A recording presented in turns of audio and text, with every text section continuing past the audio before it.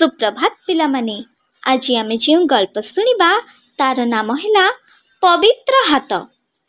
गुरु गोविंद सिंह को शोष लगिला। गोटे गाँ भीतर को जाई से कहिले मु पवित्र हाथरू पानी पीबी। लोक माने हाथ धोई जलपात्र परिष्कार करी पानी आनिले। गुरु कहिले परमार्थ उद्देश्य रे परिश्रम कले हाथ पवित्र होइथाए। मो कथार तात्पर्य हेउछि कोनोसी सज्जनक हाथरू पानी पीबा। सेहीपरि कोनोसी लोक मिलिले नाही, तेणु से पानी न पी से गाँरु चलीगले। धन्यवाद।